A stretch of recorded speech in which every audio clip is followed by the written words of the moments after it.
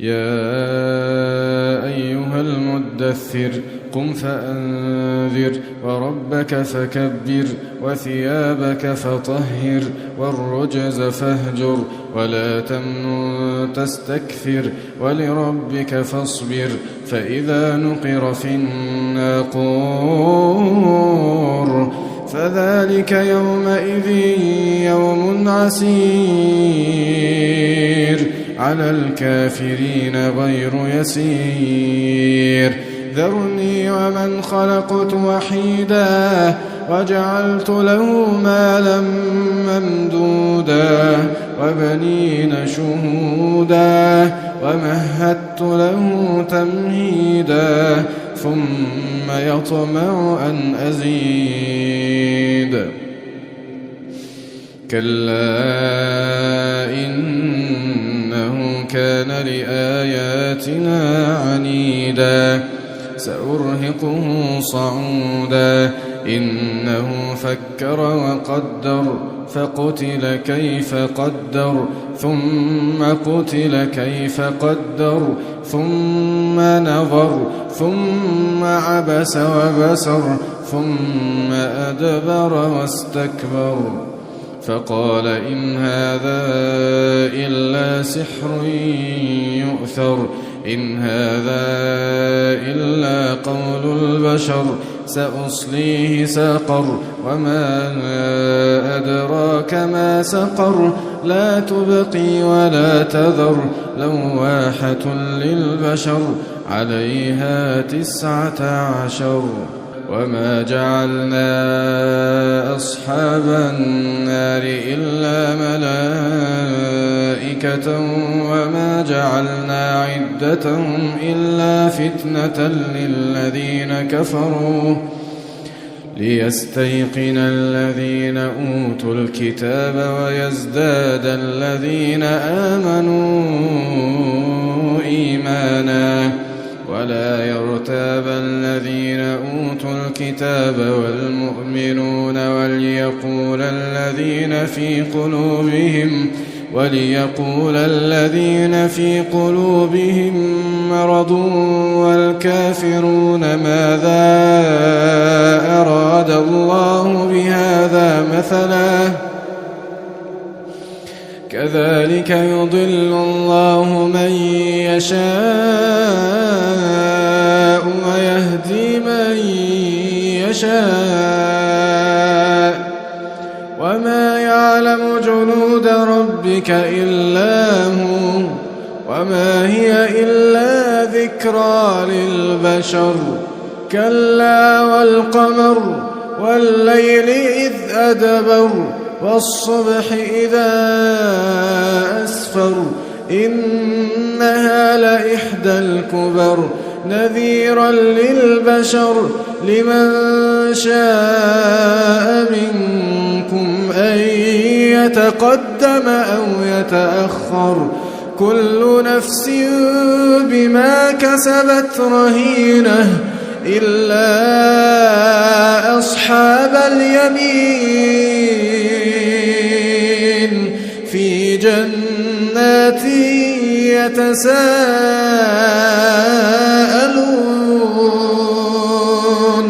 عن المجرمين ما سلككم في سقر قالوا لم نك من المصلين ولم نك نطعم المسكين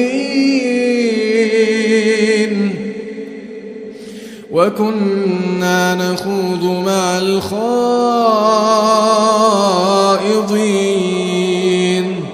وكنا نكذب بيوم الدين حتى أتانا اليقين فما تنفعهم شفاعة الشافعين فما لهم عن التذكرة معرضين كأنهم حمر مستنفرة فرت من قسورة بل يريد كل امرئ منهم أن يؤتى صحفا منشرة كلا بل لا يخافون الآخرة كلا إنه تذكرة فمن شاء ذكره وما يذكرون إلا أن يشاء الله هو أهل التقوى وأهل المغفرة. تنزيل الكتاب من الله العزيز الحكيم. إنا أنزلنا إليك الكتاب بالحق فاعبد الله مخلصا له الدين ألا لله الدين الخالص والذين اتخذوا من دونه أولياء ما نعبدهم إلا ليقربونا إلى الله زلفى إن الله يحكم بينهم فيما هم فيه يختلفون إن الله لا يهدي من هو كاذب كفار. لو أراد الله أن يتخذ ولدا لاصطفى مما يخلق ما يشاء سبحانه هو الله الواحد القهار. سبحانه هو الله الواحد القهار. خلق السماوات والأرض بالحق يكور الليل على النهار ويكور النهار على الليل وسخر الشمس والقمر كل يجري لأجل مسمى ألا هو العزيز الغفار. خلقكم من نفس واحدة ثم جعل منها زوجها وأنزل لكم من الأنعام 8 أزواج يخلقكم في بطون أمهاتكم خلقا من بعد خلق في ظلمات 3 ذلكم الله ربكم له الملك لا إله إلا هو فأنى تصرفون. إن تكفروا فإن الله غني عنكم ولا يرضى لعباده الكفر وإن تشكروا يرضه لكم ولا تزر وازرة وزر أخرى ثم إلى ربكم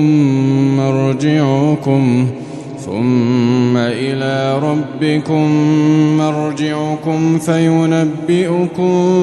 بما كنتم تعملون إنه عليم بذات الصدور. وإذا مس الإنسان ضر دعا ربه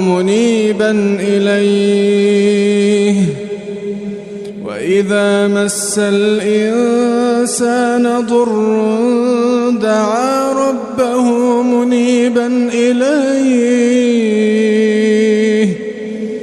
ثم إذا خوله نعمة منه نسي ما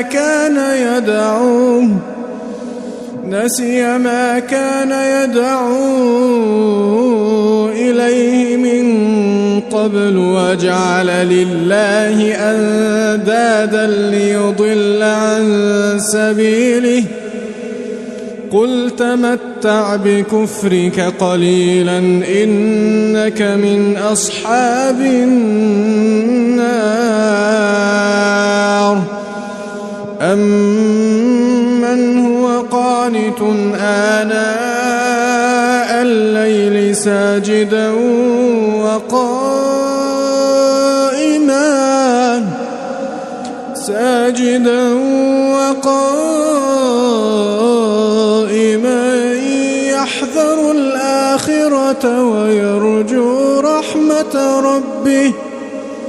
يحذر الآخرة ويرجو رحمة ربه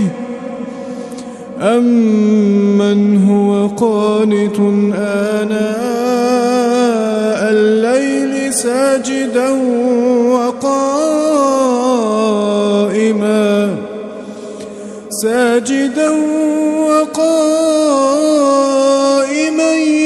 يحذر الآخرة ويرجو رحمة ربه قل هل يستوي الذين يعلمون والذين لا يعلمون إنما يتذكر أولو الألباب قل يا عبادي الذين آمنوا اتقوا ربكم للذين أحسنوا في هذه الدنيا حسنة وأرض الله واسعة إنما يوفى الصابرون أجرهم بغير حساب قل إني أمرت أن أعبد الله مخلصا له الدين وأمرت لأن أكون أول المسلمين قل إني أخاف إن عصيت ربي عذاب يوم عظيم قل الله أعبد مخلصا له ديني فاعبدوا ما شئتم من دونه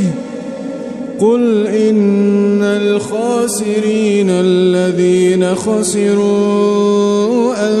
أنفسهم وأهليهم يوم القيامة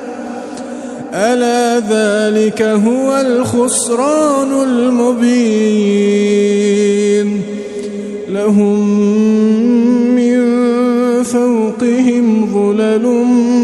من النار ومن تحتهم ظلل ذلك يخوف الله به عباده يا عباد فاتقون والذين اجتنبوا الطاغوت أن يعبدوها وأنابوا إلى الله لهم البشرى فبشر عباده الذين يستمعون القول فيتبعون أحسنه أولئك الذين هداهم الله وأولئك هم أولو الألباب أفمن حق عليه كلمة العذاب أفأنت تنقذ من في النار لكن الذين اتقوا ربهم لهم غرف من فوقها غرف مبنية تجري من تحتها الأنهار لهم غرف من فوقها غرف مبنية تجري من تحتها الأنهار وعد الله لا يخلف الله الميعاد ألم تر أن الله أنزل من السماء ماء فسلكه ينابيع في الأرض ثم يخرج به زرعا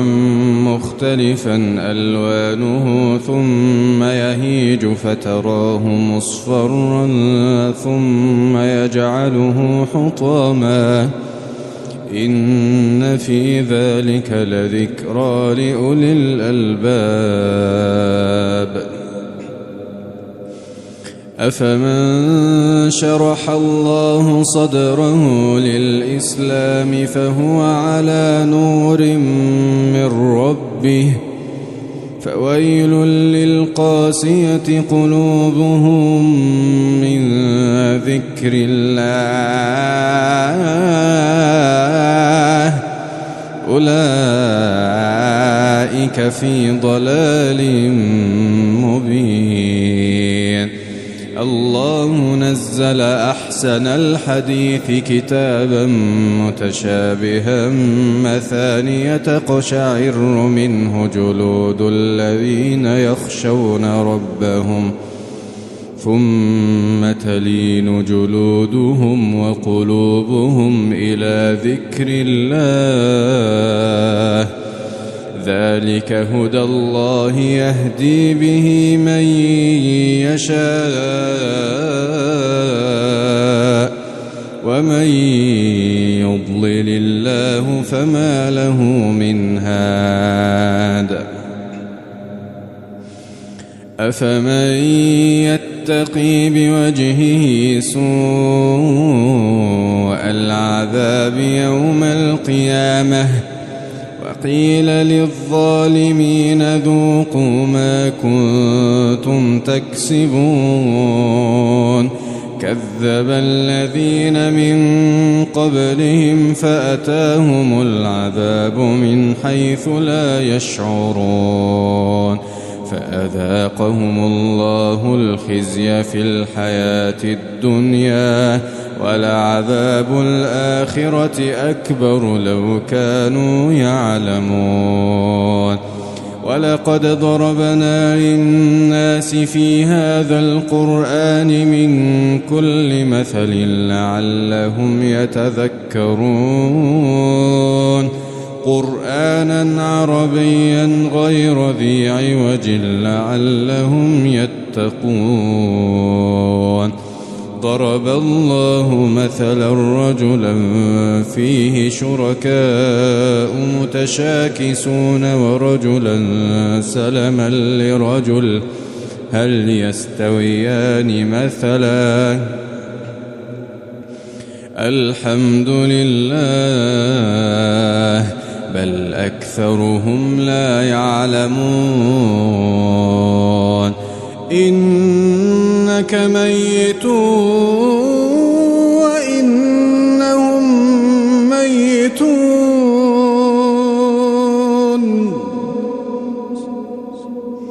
ثم إنكم يوم القيامة عند ربكم تختصمون فمن أظلم ممن كذب على الله وكذب بالصدق إذ جاءه أليس في جهنم مثوى للكافرين والذي جاء بالصدق وصدق به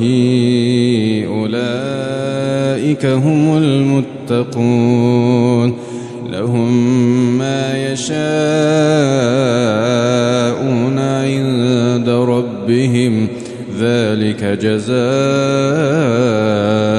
المحسنين ليكفر الله عنهم أسوأ الذي عملوا ويجزيهم أجرهم بأحسن الذي كانوا يعملون أليس الله بكاف عبده أليس الله بكاف عبده ويخوفونك بالذين من دونه ومن يضلل الله فما له من هاد ومن يهد الله فما له من مضل أليس الله بعزيز ذي انتقام ولئن سألتهم من خلق السماوات والأرض ليقولن الله قل أفرأيتم ما تدعون من دون الله إن أرادني الله بضر هل هن كاشفات ضره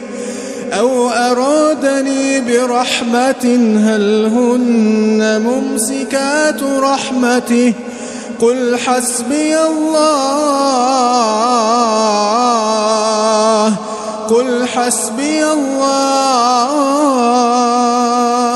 عليه يتوكل المتوكلون قل حسبي الله عليه يتوكل المتوكلون قل يا قوم اعملوا على مكانتكم إني عامل فسوف تعلمون من يأتيه عذاب يخزيه ويحل عليه عذاب مقيم إنا أنزلنا عليك الكتاب للناس بالحق فمن اهتدى فلنفسه ومن ضل فإنما يضل عليها وما أنت عليهم بوكيل الله يتوفى الأنفس حين موتها والتي لم تمت في منامها فيمسك التي قضى عليها الموت ويرسل الأخرى إلى أجل مسمى إن في ذلك لآيات لقوم يتفكرون أم اتخذوا من دون الله شفعاء قل أولو كانوا لا يملكون شيئا ولا يعقلون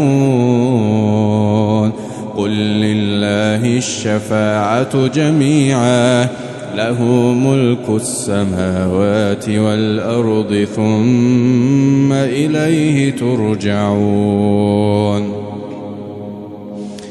ثم إليه ترجعون وإذا ذكر الله وحده اشمأزت قلوب الذين لا يؤمنون بالآخرة وإذا ذكر الذين من دونه إذا هم يستبشرون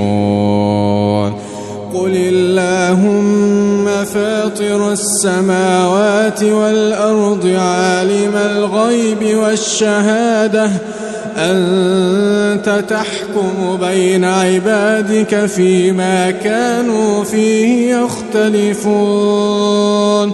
ولو أن للذين ظلموا ما في الأرض جميعا ومثله معه لافتدوا به من سوء العذاب يوم القيامة وبدا لهم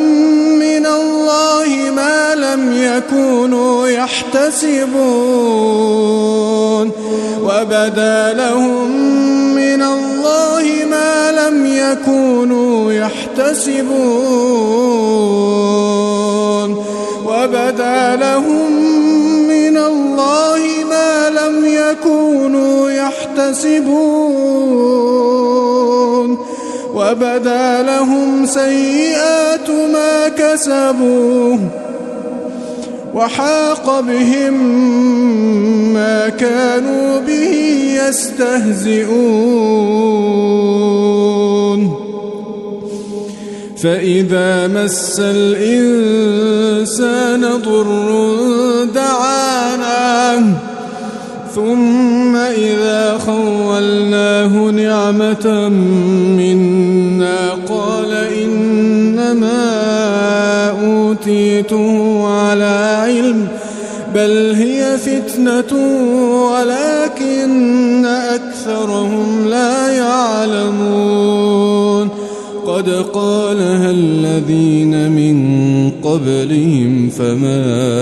أغنى عنهم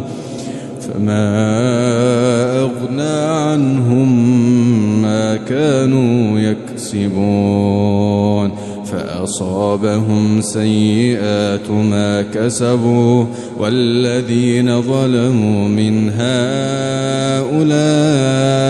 سيصيبهم سيئات ما كسبوا وما هم بمعجزين أولم يعلموا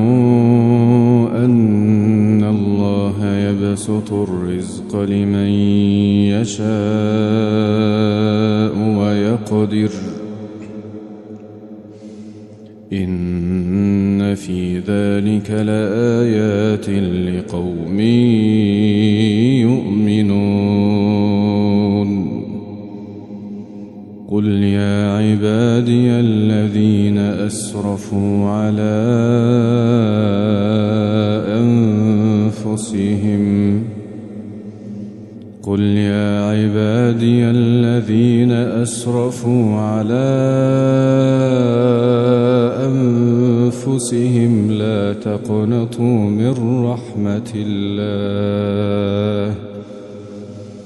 لا تقنطوا من رحمة الله إن الله يغفر الذنوب جميعا إنه هو الغفور الرحيم إن الله يغفر الذنوب جميعا إنه هو الغفور الرحيم وأنيبوا إلى ربكم وأسلموا له من قبل أن يأتيكم العذاب ثم لا تنصرون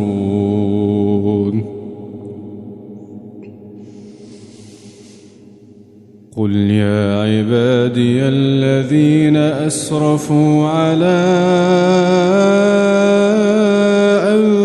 أنفسهم قل يا عبادي الذين أسرفوا على أنفسهم لا تقنطوا من رحمة الله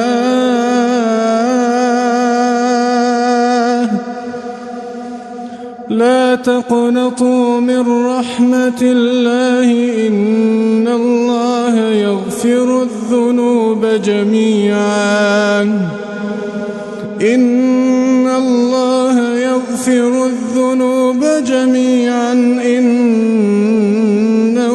هو الغفور الرحيم وأنيبوا إلى ربكم وأسلموا له من قبل أن يأتيكم العذاب ثم لا تنصرون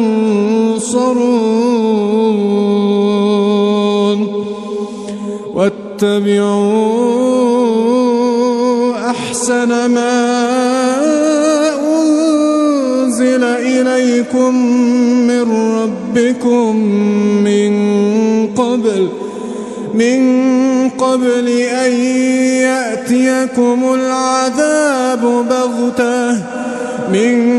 قبل أن يأتيكم العذاب بغتة تشعرون أن تقول نفس يا حسرة على ما فرطت في جنب الله أن تقول نفس يا حسرة على ما فرطت في جنب الله أن تقول نفس يا حسرة على ما فرطت في جنب الله وإن كنت لمن الساخرين أو تقول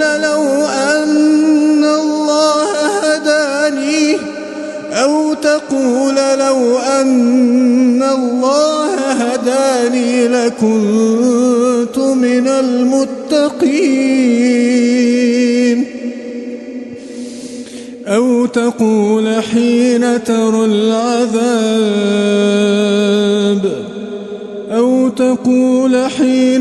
العذاب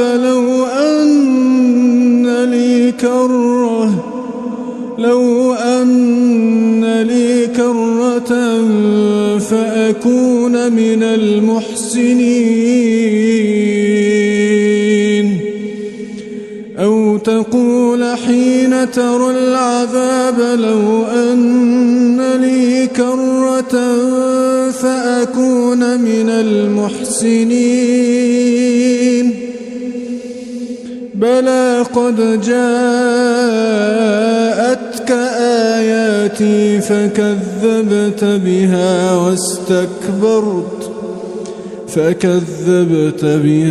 واستكبرت وكنت من الكافرين ويوم القيامة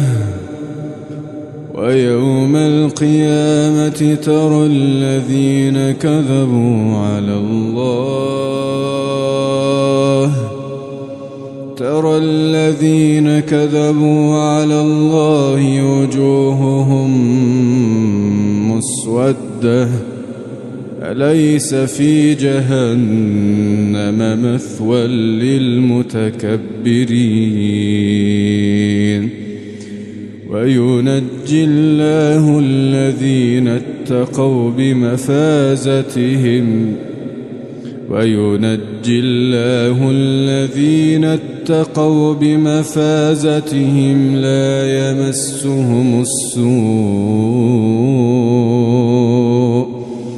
لا يمسهم السوء ولا هم يحزنون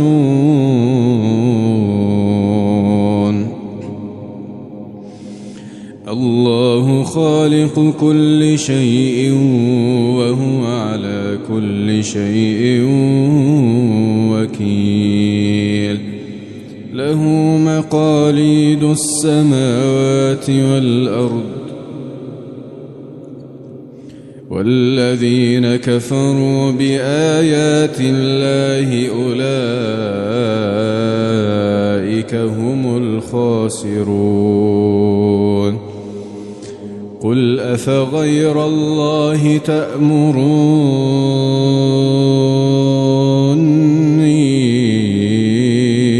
أعبد أيها الجاهلون ولقد أوحي إليك وإلى الذين من قبلك لئن أشركت ليحبطن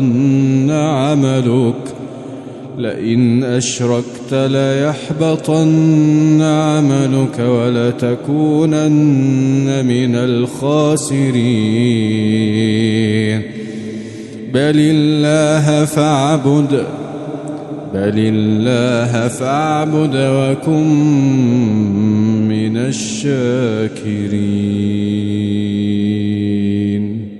بل الله فاعبد وكن من الشاكرين وما قدروا الله حق قدره والأرض جميعا قبضته يوم القيامة والسماوات مطويات بيمينه سبحانه وتعالى عما يشركون. ونفخ في الصور فصعق من في السماوات ومن في الأرض إلا من شاء الله. ونفخ في الصور فصعق من في السماوات ومن في الأرض إلا من شاء الله ثم نفخ فيه أخرى فإذا هم قيام ينظرون. وأشرقت الأرض بنور ربها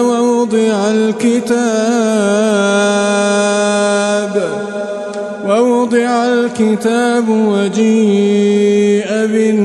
بالنبيين والشهداء وقضي بينهم بالحق وهم لا يظلمون. ووفيت كل نفس ما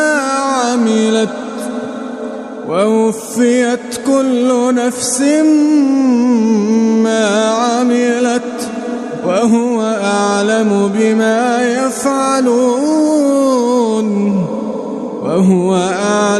بما يفعلون. وسيق الذين كفروا إلى جهنم زمرا حتى إذا جاءوها فتحت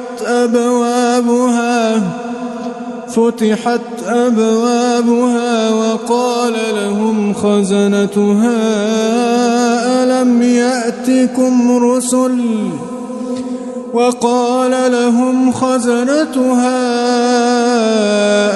يأتكم رسل منكم يتلون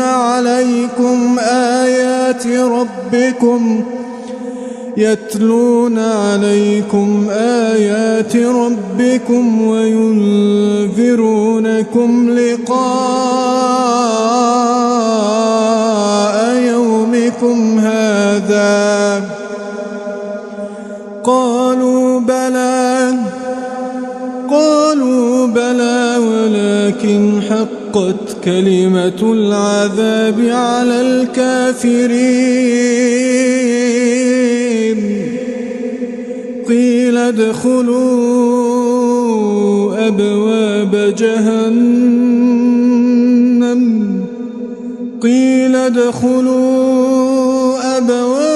جهنم خالدين فيها فبئس مثوى المتكبرين. وسيق الذين اتقوا ربهم إلى الجنة زمرا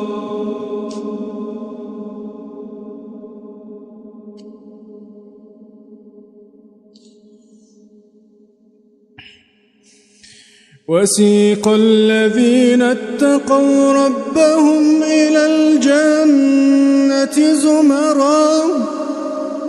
حتى إذا جاءوها وفتحت أبوابها وقال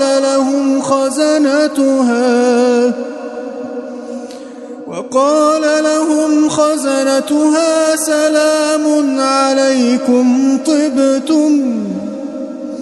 وقال لهم خزنتها سلام عليكم طبتم فادخلوها خالدين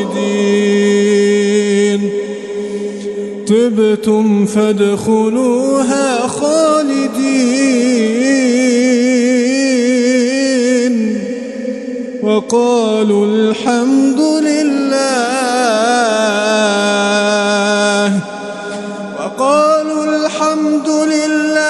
الذي صدقنا وعده وأورثنا الأرض نتبوأ من الجنة حيث نشاء فنعم أجر العاملين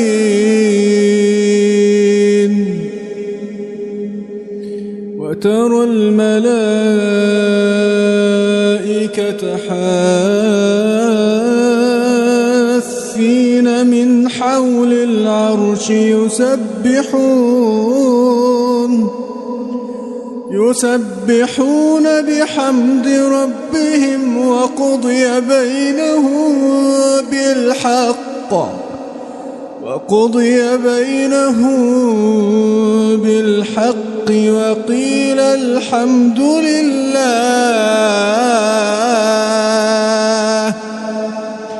وقيل الحمد لله رب العالمين.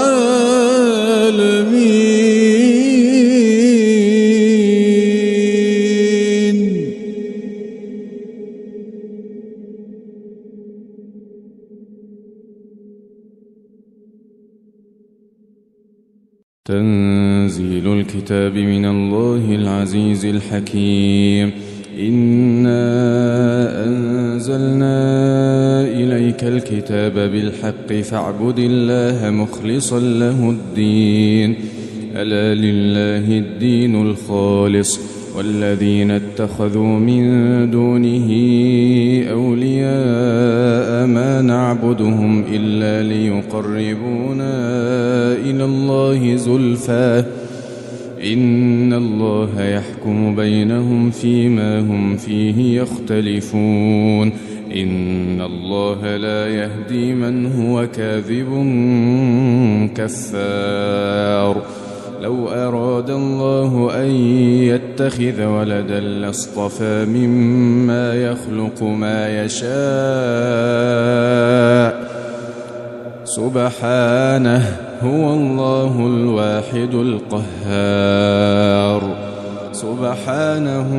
الله الواحد القهار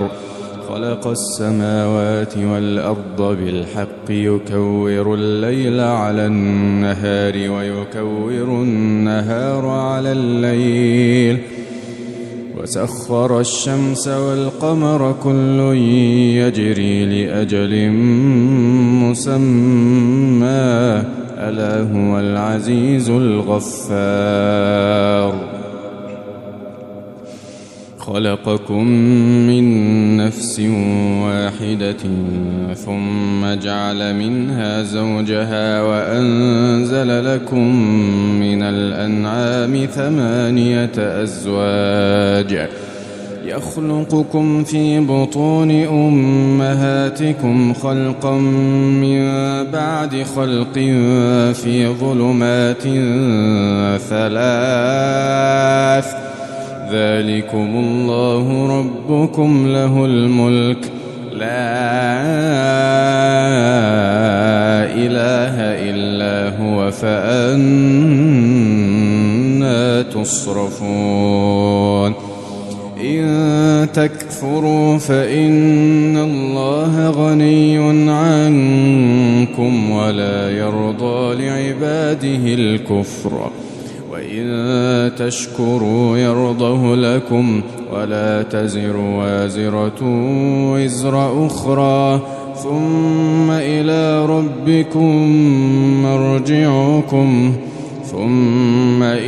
ربكم مرجعكم فينبئكم بما كنتم تعملون إنه عليم الصدور وإذا مس الإنسان ضر دعا ربه منيبا إليه وإذا مس الإنسان ضر دعا ربه منيبا إليه ثم إذا خوله نعمة منه نسي ما كان يدعو إليه من قبل وجعل لله أندادا ليضل عن سبيله قل تمتع بكفرك قليلا إنك من أصحاب النار أمن هو قانت آناء الليل ساجدا وقائما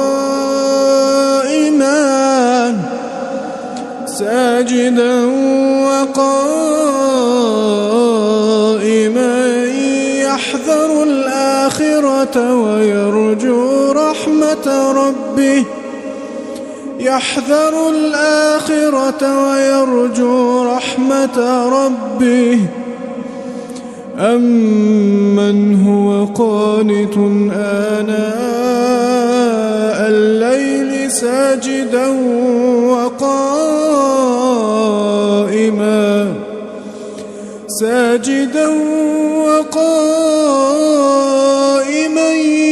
يحذر الآخرة ويرجو رحمة ربه قل هل يستوي الذين يعلمون والذين لا يعلمون إنما يتذكر أولو الألباب قل يا عبادي الذين آمنوا اتقوا ربكم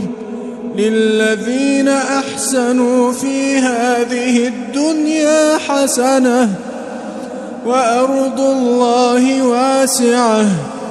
إنما يوفى الصابرون أجرهم بغير حساب قل إني أمرت أن أعبد الله مخلصا له الدين وأمرت لأن أكون أول المسلمين قل إني أخاف إن عصيت ربي عذاب يوم عظيم قل الله أعبد مخلصا له ديني فاعبدوا ما شئتم من دونه قل إن الخاسرين الذين خسروا أنفسهم وأهليهم يوم القيامة ألا ذلك هو الخسران المبين لهم من فوقهم ظلل من النار ومن تحتهم ظلل ذلك يخوف الله به عباده يا عباد فاتقون والذين اجتنبوا الطاغوت أن يعبدوها وأنابوا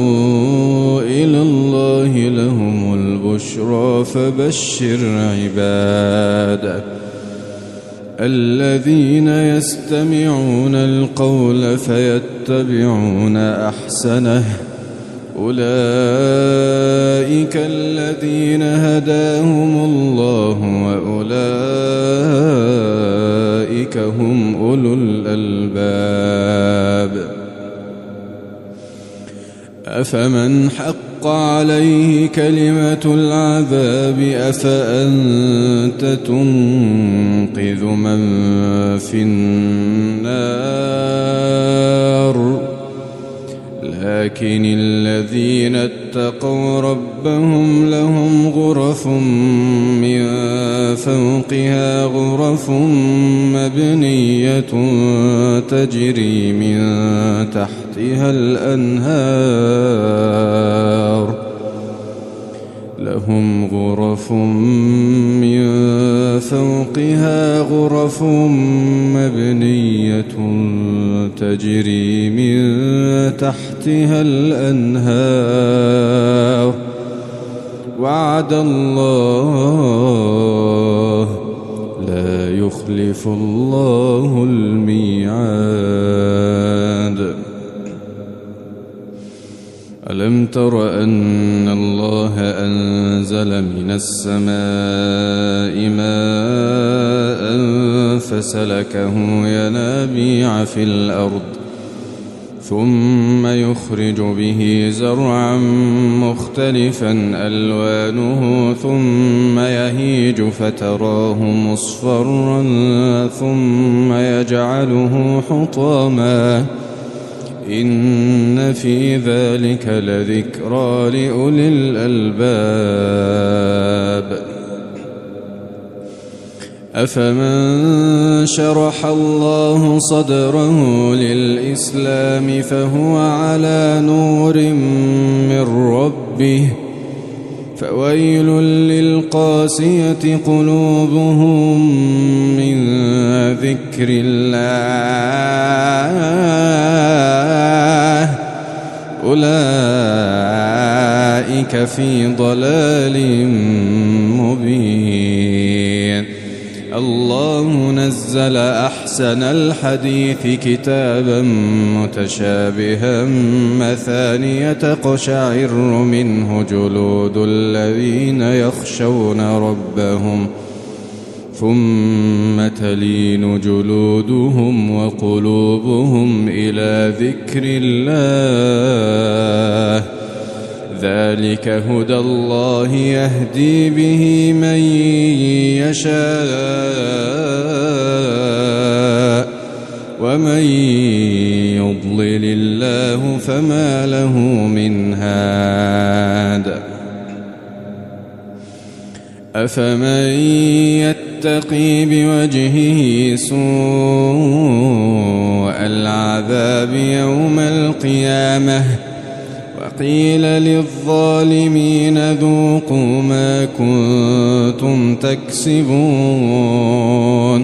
كذب الذين من قبلهم فأتاهم العذاب من حيث لا يشعرون فأذاقهم الله الخزي في الحياة الدنيا ولعذاب الآخرة أكبر لو كانوا يعلمون ولقد ضربنا للناس في هذا القرآن من كل مثل لعلهم يتذكرون قرآنا عربيا غير ذي عوج لعلهم يتقون ضرب الله مثلا رجلا فيه شركاء متشاكسون ورجلا سلما لرجل هل يستويان مثلا الحمد لله بل أكثرهم لا يعلمون إنك ميت وإنهم ميتون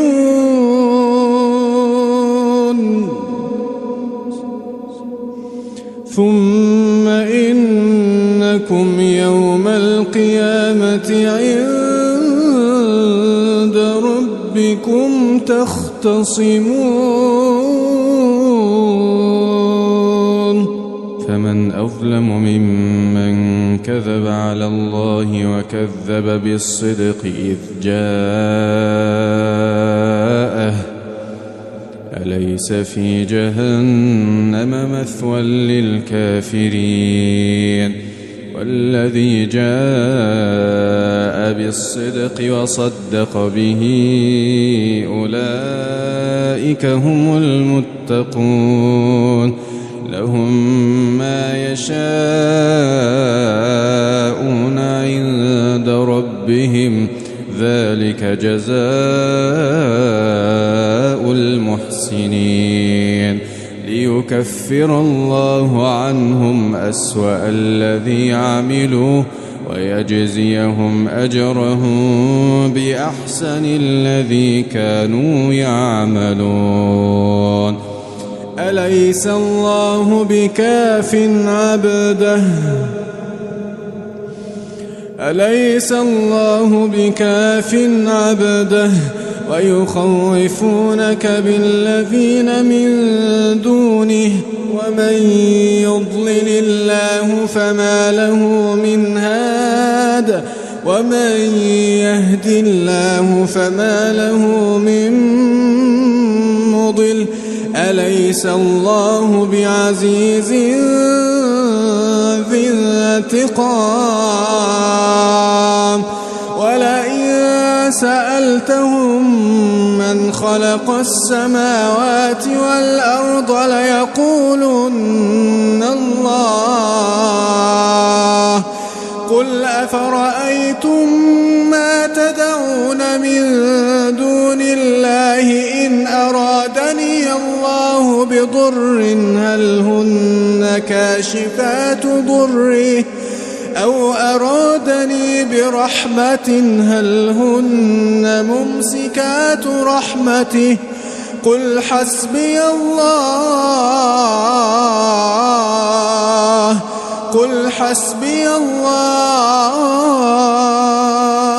عليه يتوكل المتوكلون قل حسبي الله عليه يتوكل المتوكلون قل يا قوم اعملوا على مكانتكم إني عامل فسوف تعلمون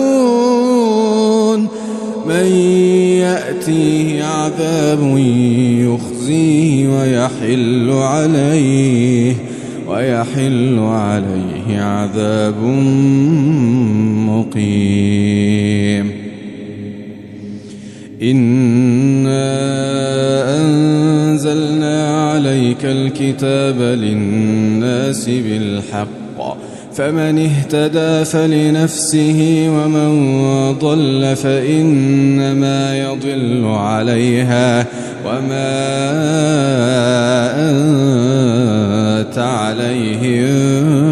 بوكيل الله يتوفى الأنفس حين موتها والتي لم تمت في منامها فيمسك التي قضى عليها الموت ويرسل الأخرى إلى أجل مسمى إن في ذلك لآيات لقوم يتفكرون أم اتخذوا من دون الله شفعاء قل أولو كانوا لا يملكون شيئا ولا يعقلون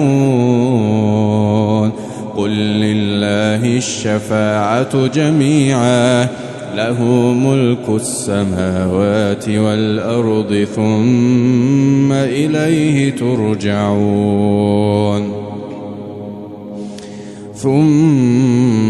إليه ترجعون وإذا ذكر الله وحده اشمأزت قلوب الذين لا يؤمنون بالآخرة وإذا ذكر الذين من دونه إذا هم يستبشرون قل اللهم فاطر السماوات والأرض عالم الغيب والشهادة أنت تحكم بين عبادك